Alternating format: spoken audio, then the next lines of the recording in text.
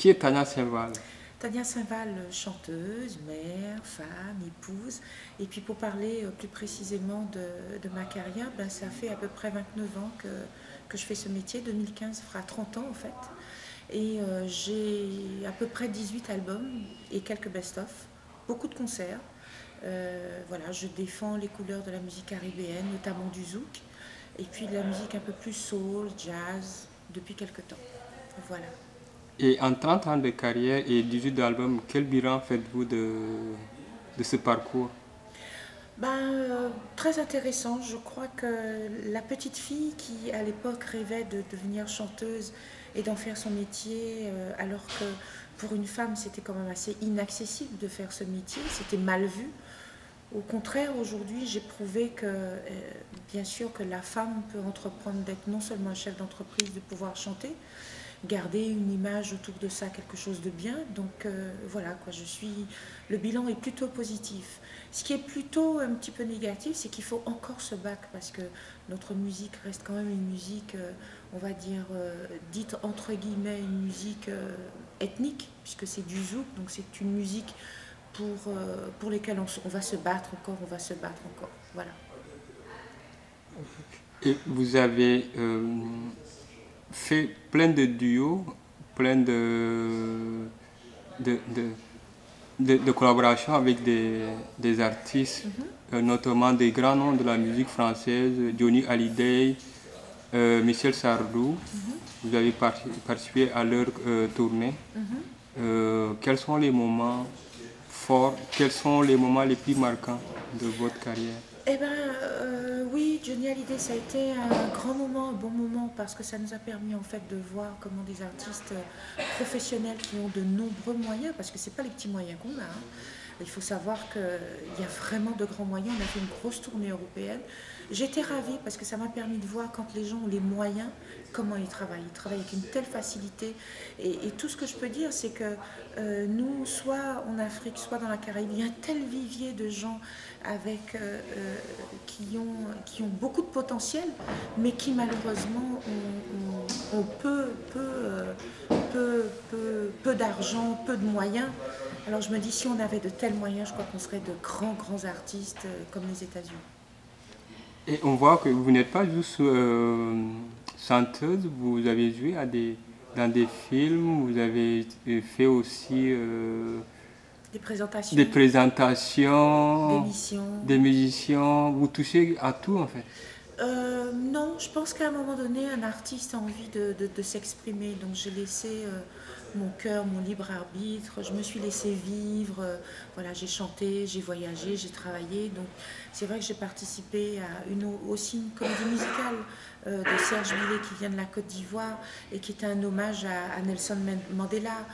J'ai présenté des émissions sur la mode. Non, voilà. Mais bon, tout ça, ça a été à des moments précis, quoi. J'ai pas fait tout en même temps. Et voilà. Et je crois que sur 29 ans de carrière, il y avait de la place pour faire des émissions, pour rencontrer des gens, pour s'essayer au cinéma. Donc voilà. En parlant de mode, vous avez lancé Creole Line. Pouvez-vous nous parler de ce projet? C'est un projet que j'ai eu à cœur et que je travaille avec un Malien qui me fabrique mes produits. Donc voilà, Créoline, c'est une petite marque. J'avais quelque chose dans mon cœur comme ça. Et voilà, c'était pour un peu fêter juste avant mes 25 ans de carrière. Donc je revenais puisque j'avais eu des choses très personnelles dont on ne va pas parler. Et je revenais, donc je me suis lancée dans tout ce qui était le bijou artisanal, le sac et tout ça. Et c'est vrai que ça demande énormément de temps, donc j'en fais vraiment de moins en moins. Mais j'ai gardé la marque Rioline, qui est ma marque, en fait, que j'ai lancée en 2008-2009. Voilà. Et vous avez lancé aussi votre label? Oui, alors le label, c'est différent. On dira chez nous que débrouillard pas pêcher, ça veut dire qu'il faut se débrouiller. On assiste en ce moment et on se rend compte qu'il y a de moins en moins de producteurs parce que la musique, même si elle est bénéfique et qu'elle continue à faire du bien aux gens, on se rend compte que l'industrie même du disque a perdu au niveau des moyens. Donc les CD, on les exploite peu, les gens achètent beaucoup moins de CD. par rapport à Internet. Donc les gens se nourrissent maintenant, ils vont chercher le titre ou le téléchargent gratuitement. Donc du coup, il y a moins de production. Donc ça a été une de mes motivations. Je me suis dit, il fallait que je trouve le moyen de pouvoir me lancer, de faire ma propre musique sans que j'ai à rendre de compte à qui que ce soit et que je fasse la musique que j'ai envie de faire. Et c'est pour ça que j'ai lancé, entre autres, le premier label Neti Prod. Est-ce qu'il y a un troisième projet qui va voir le jour dans Dans ma quelques vie, années ou bien dans... non, je crois qu'aujourd'hui, je suis en phase avec la femme que je suis, avec mon temps, avec ce que je fais. Donc j'ai en projet de préparer un album un petit peu plus intimiste, peut-être un peu plus acoustique, et dire des choses peut-être un peu plus vraies de par mon expérience, de par ma créolité, ma féminité, d'où je viens. Et c'est vrai que j'ai envie de dire des choses intéressantes. Maintenant, il faut continuer, le combat n'est pas terminé. Chaque jour, on se rend compte que ce soit la femme, que ce soit l'homme de la diaspora, on continue d'exister. On se bat, on a des projets, mais on a aussi un grand manque de moyens. Donc on va se battre. Et je voulais juste terminer et dire que mon témoignage aussi est surtout pour soutenir toutes ces femmes qui vont se présenter à l'élection de Miss Québec. Donc vraiment, j'espère que ce sera un très très beau rendez-vous. Des ondes positives pour la petite organisation Latitude qui marque un gros point pour présenter ce projet. Donc j'espère qu'il y en aura d'autres et que chaque année, les femmes vont jouer le jeu, les jeunes filles vont jouer le jeu pour permettre justement un rassemblement de cette créolité, cette africanité et que qu'on aura et que vous aurez une meilleure visibilité au Canada. Ok. Justement, en tant qu'artiste invité de Miss Créole Québec 2014, qu'est-ce que vous réservez aux invités? Eh bien moi je suis juste la petite cerise sur le gâteau et non pas le centre.